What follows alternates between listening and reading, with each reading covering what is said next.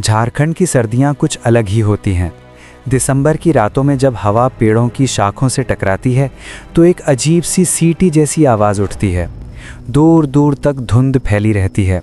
किसी गांव में टिमटिमाता लालटेन, किसी सड़क पर झिलमिलाती हेडलाइट, बाकी सब सिर्फ सन्नाटा। मैं उत्तम हूँ। देवघर से थोड़ा आगे गिरिडीह ज़िले के रास्ते पर मेरी एक छोटी ट्रैवल सर्विस है। रात को ट्रक और टैक्सी चलाता हूँ। उस दिन भी 28 दिसंबर की रात थी, जब ठंड हड्डियों तक उतर चुकी थी। उस रात जो कुछ हुआ वो आज भी सोचता हूँ तो रग रग में सिहरन दौड़ जाती है। रात के करीब 11:45 बजे होंगे। मैं अपनी बोलेरो लेकर धनबाद से देवघर लौट रहा था। पूरा रास्ता धुंध से भरा था। आगे का रास्ता मुश्किल से 10 फीट तक दिख रहा था। कार का हीटर चल रहा था, पर फिर भी उंगलियां ठंडी पड़ चुकी थीं। मैंने गाड़ी के रेडियो को ऑन किया, पर वहाँ सिर्फ श्श जैसी आवाज़ आई। सिग्नल बिल्कुल नहीं था। चारों ओर सिर्फ सन्नाटा। कभी कभी पेड़ों के बीच से हवा गुजरती और कोई सरसराहट सुनाई देती। ऐसा लगता जैसे कोई चल रहा हो, पर जब लाइट डालो तो कुछ नहीं दिखता। करीब आधा घंटा हुआ होगा जब मैं नावाडीह के मोड़ के पास पहुंचा। यहाँ सड़क जंगल के बीच से गुजरती है, दोनों तरफ साल और सागौन के ऊंचे पेड़। अचानक मुझे सड़क के बीचों बीच एक आकृति दिखी। मैंने ब्रेक लगाया, टायर घिसटते हुए रुके। वो आकृति धीरे धीरे साफ हुई। एक औरत सफ़ेद शॉल में लिपटी झुकी हुई चाल में चल रही थी। उसके बाल आधे गीले से लग रहे थे। मैंने गाड़ी का हॉर्न बजाया, पर उसने मुड़कर देखा तक नहीं। मैंने खिड़की से सिर निकालकर कहा, माँ जी, इतनी रात को यहाँ क्या कर रही हैं? वो चुप रही, सिर्फ थोड़ा सिर घुमाया और अंधेरे में गायब हो गई। मुझे लगा शायद कोई गांव की औरत होगी जो जंगल के रास्ते से जा रही हो, लेकिन जब मैंने हेडलाइट उस ओर घुमाई, वहाँ कुछ नहीं था। ना इंसान, ना पैर के निशान, बस धुंध। मैंने आगे गाड़ी बढ़ाई।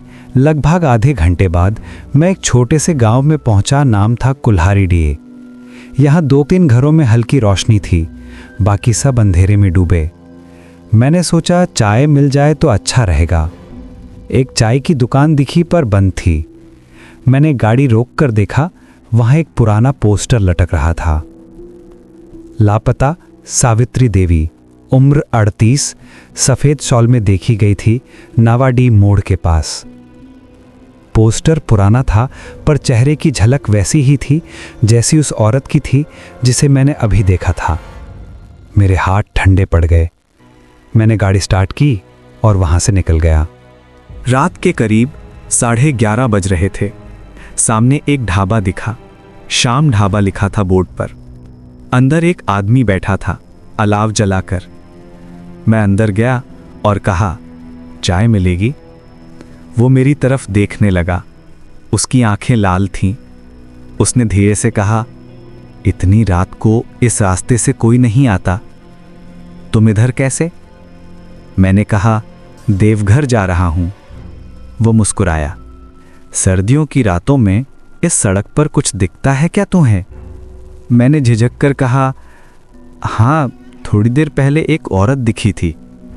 वो खामोश हो गया, फिर बोला, उस औरत का नाम सावित्री था। पिछले साल इसी मोड़ पर उसकी लाश मिली थी। कहते हैं वो किसी से लिफ्ट मांगती है। जो रुकता है वो वापस नहीं लौटता। मुझे जैसे किसी ने भीतर से पकड़ लिया हो। मैंने जल्दी से पैसे रखे और गाड़ी में बैठ गया। गाड़ी जैसे ही आगे बढ़ी, एक झोंका आया, ठंडी हवा का, पर उसमें मिट्टी की नहीं, सड़न की गंध थी। गाड़ी का शीशा अपने आप धुंधला गया। अचानक पीछे वाले शीशे में कुछ हिला, जैसे कोई बैठा हो। मैंने गर्दन घुमाई, पीछे कोई नहीं था। लेकिन फिर एक हल्की सी आवाज आई, देवघर तक छोड़ दो। मैंने तुरंत शीशा देखा। वही औरत सफ़ेद शॉल में पीछे की सीट पर बैठी थी। चेहरा नीला, होंठ सूखे, आंखें लाल। वो मुस्कुरा रही थी। मैंने तुरंत ब्रेक लगाया, पर गाड़ी बंद हो गई। फिर अचानक वो औरत झुककर फुसफुसाई, तुम भी वही जाओगे जहां मैं हूं। मैं बेहोश हो गया या डर से पत्थर बन गया, याद नहीं। जब होश आया तब सुबह हो चुकी थी। गाड़ी सड़क के किनारे खड़ी थी और सामने कुछ लोग जमा थे। एक पुलिस वाला बोला, तुम जिंदा कैसे बचे? मैंने पूछा, क्या हुआ?